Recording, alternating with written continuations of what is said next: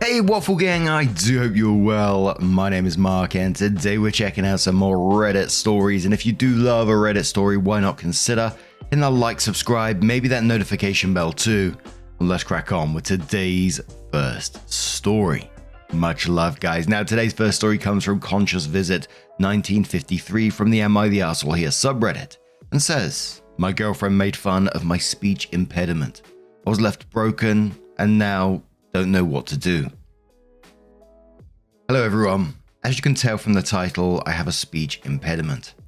I have a stutter and always have ever since I could talk. It was way worse when I was younger, but has got better. I wouldn't stutter unless if I was nervous or overly excited, but normally I would block one or two times depending on the range of the sentence. Now that I've said that, I'll get back to the title. Later today, around 5 PM, me and my girlfriend went out for the rest of the day. She was drinking, but I wasn't, as I'm still in university, and I'm afraid to get drunk and do something stupid, so I just asked for some soft drinks like a Coke. A few drinks in, she met some people at the pub and got along with them. I just said hello to them and asked about them, but that's really it, and was just watching football on the TV. Anyway, she was joking around with them and then started talking about me. I wasn't really paying attention to any of it until she told them I had a stutter. I was shocked by this, and I'd always told her I wasn't comfortable letting people know I have a stutter if I don't know them. She then started making fun of my stutter, mocking me and telling me to talk so they could hear it. My mind went blank and I didn't know what to do. In primary and secondary school, people made fun of me because of it. I didn't do anything as I was embarrassed, and telling on them wouldn't change anything, but it still hurt me a lot and would affect my self-esteem badly. My girlfriend knows of this and knows what I went through, and she said she would always be there for me. Anyways, hearing her make fun of me felt like a stab to the heart. I didn't know what happened to me, but everything went blurry and it was like I couldn't hear anything except from my girlfriend and the people she met. I managed to ask her, "Are you serious?" And all she did was laugh and asked if I was going to cry about it. I didn't know what to do. After 5 minutes of thinking to myself to try and regather my thoughts, I paid for my drinks, not hers, and gave the bartender a tip. She said she heard what happened and was sorry I had to go through that. I said thank you and left. Not knowing what to do, I went back to my flat and sat down thinking to myself. I put my phone down and was flooded with notifications from my girlfriend asking where I went and if I was okay. She didn't apologize for what she did. We don't live in the same place and we've only been together for a little under a year, but we still spent all of our free time together. 10 minutes later, I heard knocking on my door and it was my girlfriend. She said she was sorry and didn't mean it and blamed it on the fact that she was drunk. 5 minutes of knocking and apologizing, she realized that I wasn't going to reply back or even open the door, so she left. She knew I was there as my neighbor, who I was good friends with, let her know I looked upset and that she should check up on me. It's now midnight, and I still don't know what to do with myself. She keeps flooding my phone with missed calls, voicemails, and texts saying how she regrets making fun of me. I want to be able to forgive her as I normally did back in school, but this time, I couldn't. This time I felt betrayed and felt like I was stabbed in the heart by the one person who would never make fun of me. I still care about her and still love her, but I don't think I can ever forgive her, and now realize how she can make fun of me whenever she wants if we get into an argument now that she has done this. I'm hurt by this, but at the same time I don't want to break up, but will never be able to forgive her. I don't think she has told anyone about this as no one else has texted me. I'm laying in my bed making this post and trying to cry myself to sleep. I don't know what to do and I'm seeking advice. Thank you for reading. Now to me, that's simply not someone that loves you, who's willing to take the piss out of you, get laughs out of people she just met, drunk or not. That's just inexcusable and unforgivable to me. How do you look at this person in the eyes in the same way again, knowing what they've done to you like that? And OP, you simply deserve better. Move on from her. It'll take time for sure, but that's what you need to do in my opinion. Elephant No says, stay away, don't respond, don't explain. Don't let her try to excuse it. Alcohol doesn't make someone humiliate someone else they respect. You have turned the page, and not only do you owe her zero explanation, You'll be exhibiting weakness to allow her any further reciprocated contact with you. If you have things at her place you need back, send the friend. If you give an inch to understanding on this or an inch to hearing her out on this, you lose. This is how you maintain and in fact grow your self-respect. I'm sorry it happened, but you're responding to it like a real boss. She will likely lie to her friends about you and why you two are broken up. Let her. The friends you both have who believe her can have her. Sometimes it takes something like this to see where you really stand with a person or group. Miyaki says, she regrets making fun of you, when in fact, that a decent, caring, loving girlfriend would never go there in the first place. This girl is an entitled bitch, and honestly, you could never trust her somewhere along the path of life. Not knife you in the back again, at possibly your weakest moments or at the most inappropriate time. You don't need to be living with fear in your head or her humiliating you again at any given time. Walk away, don't look back, and don't let this little brat's immaturity and quite frankly, appalling behavior spoil your chances of making good, meaningful, and dependable friendships elsewhere. Screw her. Complete Design says, not the arsehole. I'm so sorry, that was cruel and awful. Do not keep dating someone who can treat you like that so easily. You deserve better, and she just showed you her true colors. Dump her and love and respect yourself. One way I would think about it is, imagine if you stay with her and someday have kids with her and one has a stutter. Is that the kind of person you want raising your kids? Not saying you even want kids, but sheesh, absolutely fucking not. She's no good. One more comment from Flashy Weekend 9499 who says, not the arsehole. I've had the same speech impediment as you, and while it has improved significantly, it sometimes resurfaces in certain situations, just as you've described. You are not less than anyone else. In fact, you have more courage than most. What might be a routine interaction for others is, for you, a battle with yourself that you choose to face. You could easily stay home, isolating yourself because of your impediment, but you don't. You refuse to let it become a barrier to achieving your goals. That determination shows you are not less than anyone. It shows you deserve respect because you accomplish more than many who have fewer challenges. Your partner should understand this and recognize the courage you show in every interaction, along with the effort that you put into addressing your impediment and facing the awkward situations it might bring. If anyone makes fun of you, it's a reflection of their own insecurities, not a measure of your worth. Don't let them make you feel like you are less or like you're someone to be ridiculed. Don't allow your impediment to hold you back from doing the things you want to do out of shame. Keep your head up, you deserve it. Your partner, on the other hand, does not, because failing to understand and respect the struggle and courage of someone with any kind of impediment is not the mark of a good person. So, sometime later, Opie came in with an update and said, hello again. I didn't think I'd be back here so soon, but a lot of people wanted an update and a lot has happened today. Before any of you asked, yes, I've broken up with her.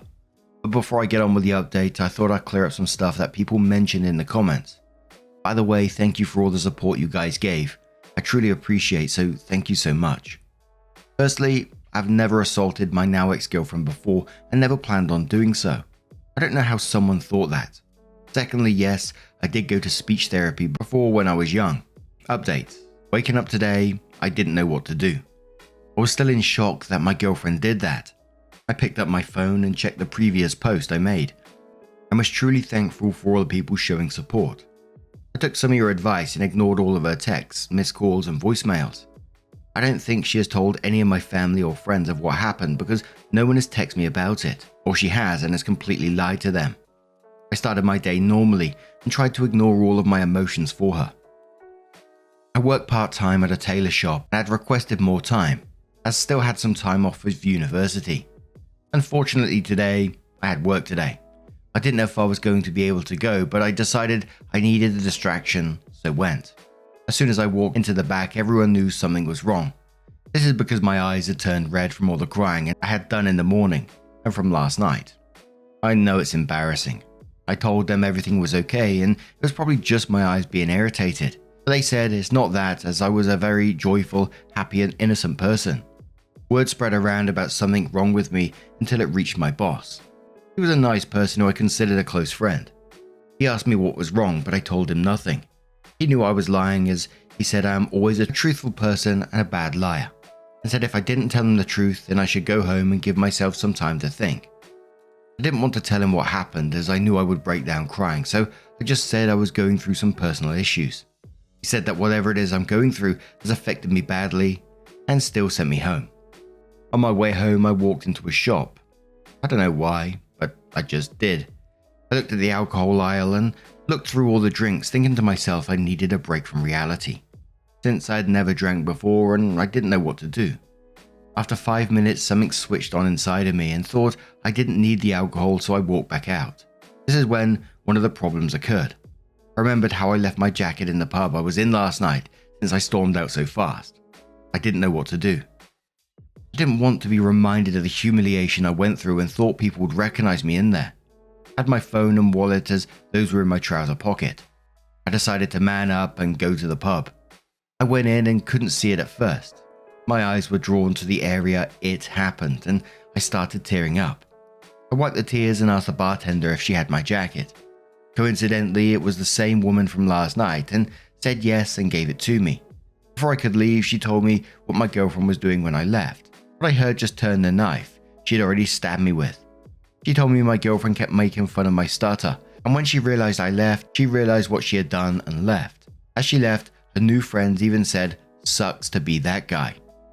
Anyways, walking into my flat complex greeted by the receptionist who asked if I was okay, again because of my eyes being red. I said everything was fine. She then brought up my girlfriend, which then I started tearing up again and walked up into my flat. As soon as I walked in, I fell onto my knees and broke down. Again, I know, embarrassing. Remember some of the comments people told me, I decided to text my girlfriend. I'll keep this part short as this post is already long enough. I text her saying I could never forgive her for what she has done to me, how she has betrayed me, humiliated me, and made fun of my insecurities. I told her saying not to contact me, don't come back to my flat. I then said we're done, and if she wanted to even have the chance of just being friends, then she would respect my decision. I then told her that the stuff she had at my flat will be in the reception waiting for you, and asked if she could bring my stuff to the reception as well. A few comments told me to send her this, and so I did, and told her if she had a problem with it, then cry about it. Since she said that to me, and clicked send. Before I got a chance to block her, she immediately responded. I don't know how she typed that fast, but something she said caught my eyes. She said I was drunk and couldn't control myself.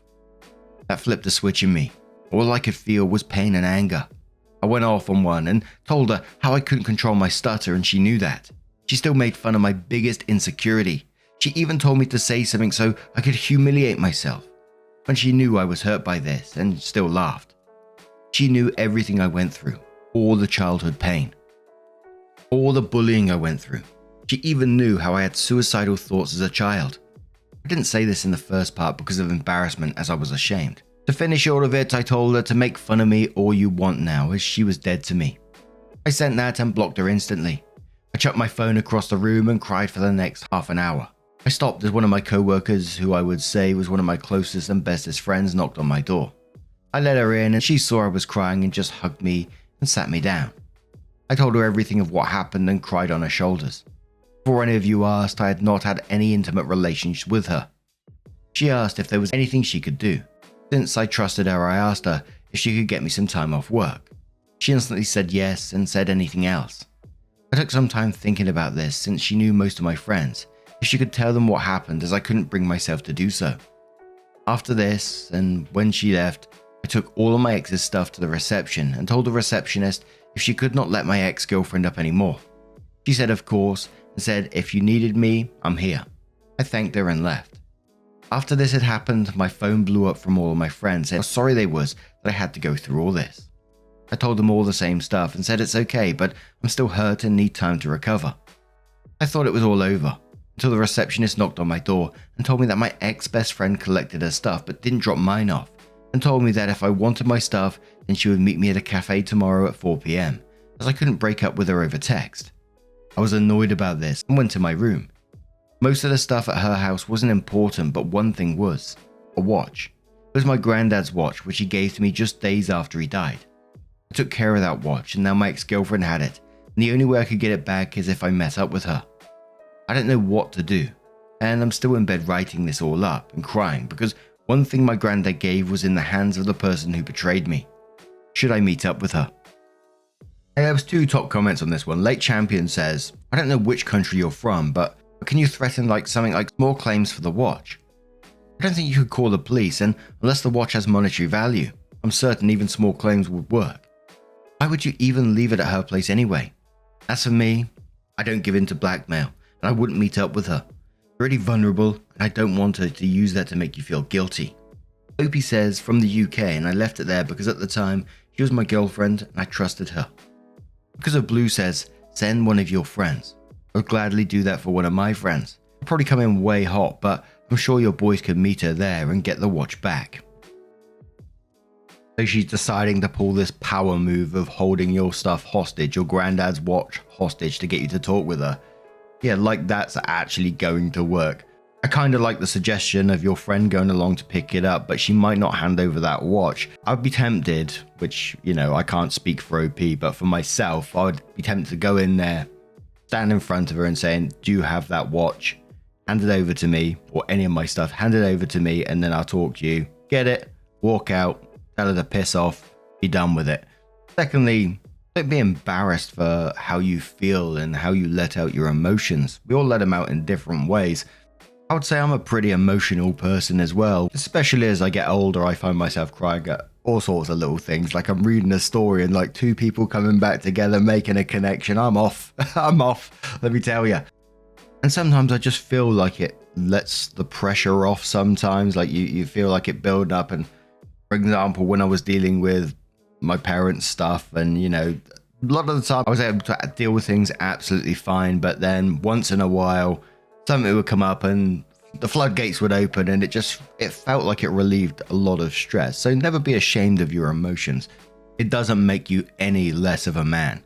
But now I'm going to turn this one to you guys. What do you guys make of this situation? Let us know your thoughts down in the comments below. And let's move on to another story. Now, someone sent me this one from the Neighbors from Hell subreddit. Getting excited already, let me tell you. From Possible Quantity 95, who says, we told you before not to park in front of our house. Oh God, I'm such an idiot. So, just got into a mild confrontation with my direct neighbor to my left. We literally share the same space as our homes share steps. I stay on a street where people occasionally use objects, trash cans, recycle bins, etc. to save parking spots. Their car was there before I had left to run some errands. When I returned, the space was free, so I parked. As I'm going into my house, my neighbor pulls up, rolls his window down and says, "Are you about to move your car?" I say no. He then says, "We told you about this before, about parking in our spot." I walked right up to his window and told him this is a public street. Normally when you want to save space, you put your recycle bin out. You didn't, so I parked there. He then goes on and on about how since I want to play games, he's going to start playing games too, and park down the street. At this point, I'm calling for my father to come out, who's waiting for me in the kitchen.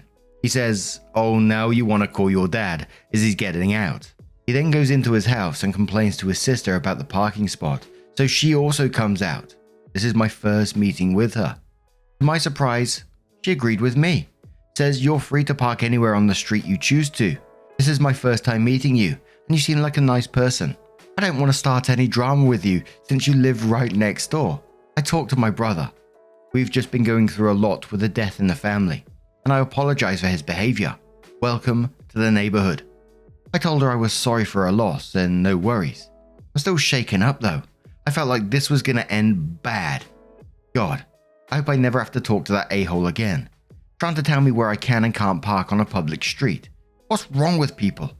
Welcome to the neighborhood, my ass. All that over a public parking space. Ridiculous. Update, the sister has been overly friendly to me now ever since. Even saying good morning when she sees me. Go figure. Guess they were used to having it their way. Not anymore. This one left me with mixed emotions. I was like, what the hell happened there? What happened in the middle? I was expecting it to really explode, but the sister came out. Was she being fake nice? That's what I'm trying to work out. Was she being genuine with the loss of the family and that's why they're struggling at the moment? Snoo Word says at least one of them seems nice, to which OP replied saying it was an act, because she was the one who complained about my car the first time. He said something to me about it when I first moved in a week ago. When I moved my car, she moved her car within minutes of leaving me. She just knew she didn't have a leg to stand on. She's smart, I'll give her that. Just not smart enough to realize I already knew which car was hers. They both don't want me parking there. Well, tough shit. Ooh, so that suggests that it is fake nice. Don't get me wrong, like, I'm not going to rule out there's a chance that she was being genuine. She absolutely might be being genuine. You know, OP gave that update about sister has been overly friendly since then. Is it just me, or does it feel like she's just buying her time? Something's going to go down soon. Maybe that's just my neighbor brain kicking in. Oh, dearie me. But no, I'm going to turn this one to you guys. What about you? Have you ever had your very own nightmare neighbor? Let us know your thoughts down in the comments below. But just a huge thank you from the bottom of my heart for getting involved in today's stories. Your love, your support, your time always means the absolute world to me. So thank you so much for being involved. Truly, it means the absolute world. Thank you. And I will see you in the next one. Take care and much love.